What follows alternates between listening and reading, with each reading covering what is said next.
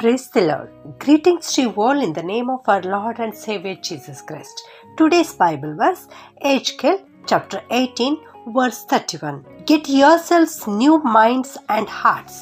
ಎಹೆಜ್ಕೇಲನ ಪ್ರವಾದನೆಯ ಗ್ರಂಥ 18ನೇ ಅಧ್ಯಾಯ 31ನೇ ವಚನ. ನಿಮ್ಮ ಹೃದಯವನ್ನು ಸ್ವಭಾವವನ್ನು ನೂತನ ಮಾಡಿಕೊಳ್ಳಿರಿ. ದೇವರು ಇವತ್ತು ನಮ್ಮೊಟ್ಟಿಗೆ ಮಾತನಾಡುತ್ತಿರೋ ವಾಕ್ಯ, ನಿಮ್ಮ ಹೃದಯವನ್ನು ಮತ್ತು ನಿಮ್ಮ ಸ್ವಭಾವವನ್ನು ಹೊಸದಾಗಿ ಮಾಡಿಕೊಳ್ಳಿರಿ, ನೂತನ ಮಾಡಿಕೊಳ್ಳಿರಿ ಎಂಬುದಾಗಿ ಈ ಹೊಸ ವರ್ಷದಲ್ಲಿ ದೇವರು ನಮ್ಮೊಟ್ಟಿಗೆ ಮಾತನಾಡ್ತಾ ಇದ್ದಾರೆ. ನಾವು ಬದಲಾಗಬೇಕು, ನಮ್ಮ ಸ್ವಭಾವ ಬದಲಾಗಬೇಕು, ನಮ್ಮ ಹೃದಯ ಬದಲಾಗಬೇಕು ಎಂಬುದಾಗಿ. ಯೆರೆಮೀಯ 17:9 ನಾವು ನೋಡ್ತೇವೆ, ಹೃದಯವು ಎಲ್ಲಕ್ಕಿಂತಲೂ ವಂಚಕ, ಅದು ಗುಣವಾಗದ ರೋಗಕ್ಕೆ ಒಳಗಾಗಿದೆ ಎಂಬುದಾಗಿ. ಹೌದು, ಹೃದಯವು ವಂಚಿಸುವಂಥದ್ದಾಗಿದೆ. ಹೃದಯಕ್ಕೆ ಬಂದಂಥ ರೋಗ ಗುಣಪಡಿಸಲಿಕ್ಕೆ ಸಾಧ್ಯವಿಲ್ಲ. ಎಲ್ಲರ ಹೃದಯವನ್ನು ಬಲ್ಲಾತನು ನಮ್ಮ ದೇವರಾಗಿದ್ದಾರೆ. ಆದುದರಿಂದಲೇ ಇವತ್ತು ದೇವರು ನಮಗೆ ಹೇಳ್ತಾ ಇದ್ದಾರೆ, ನಿಮ್ಮ ಹೃದಯವನ್ನು ನಿಮ್ಮ ಸ್ವಭಾವವನ್ನು ಬದಲಾಯಿಸಿಕೊಳ್ಳಿರಿ ಎಂಬುದಾಗಿ. ನೂತನ ಸ್ವಭಾವ, ನೂತನ ಹೃದಯ ಹೇಗೆ ಹೊಂದಿಕೊಳ್ಳಬೇಕು? ಅಲ್ಲಿ ನಾವೇನು ಮಾಡಬೇಕಾದ ಅವಶ್ಯಕತೆ ಇಲ್ಲ. ದೇವರೇ ನಮಗೆ ಇದೇ ಎಹೆಜ್ಕೇಲ ಪ್ರವಾದಿಯ ಮೂಲಕವಾಗಿಯೇ ಈ ರೀತಿ ಹೇಳ್ತಾ ಇದ್ದಾರೆ.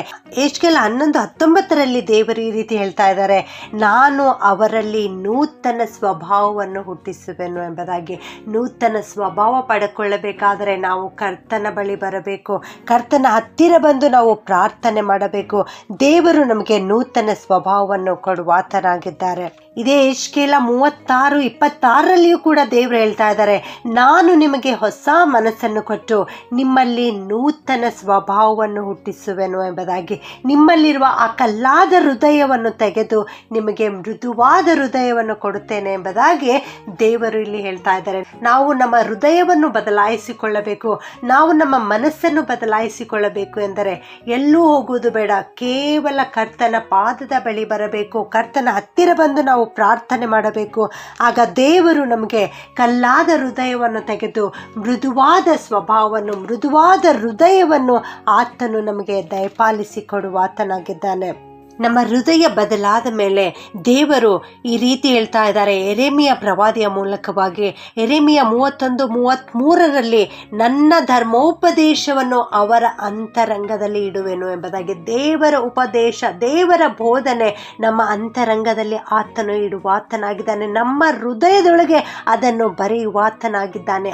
ಆಗ ನಾನು ಅವರಿಗೆ ದೇವರಾಗಿರುವೆನು, ಅವರು ನನಗೆ ಪ್ರಜೆಯಾಗಿರುವರು ಎಂಬುದಾಗಿ. ಹೌದು, ಇನ್ನು ಮುಂದೆ ನೀನು ನೂತನ ಸ್ವಭಾವವನ್ನು ಪಡೆದುಕೊಂಡ ಮೇಲೆ, ನೂತನ ಹೃದಯವನ್ನು ಪಡೆದುಕೊಂಡ ಮೇಲೆ ನೀನು ದೇವರಿಗೆ ಪ್ರಿಯನಾದ ವ್ಯಕ್ತಿಯಾಗಿದ್ದಿ, ನೀನು ದೇವರ ಪ್ರಜೆಯಾಗಿದ್ದಿ. ನಿನಗೆ ಆತನು ದೇವರಾಗಿದ್ದುಕೊಂಡು ಜ್ಞಾನವನ್ನು ಬೋಧಿಸುವಾತನಾಗಿದ್ದಾನೆ. ಇನ್ನು ಮುಂದೆ ನಿನ್ನ ನೆರೆಹೊರೆಯವರು, ನಿನ್ನ ಅಣ್ಣ ತಮ್ಮಂದಿರು ಯಾರೂ ಯೆಹೋವನ ಜ್ಞಾನವನ್ನು ನಿನಗೆ ಬೋಧಿಸುವುದಿಲ್ಲ. ದೇವರೇ ಸ್ವತಃ ನಿನಗೆ ಜ್ಞಾನವನ್ನು ಕೊಡುವಾತನಾಗಿದ್ದಾನೆ.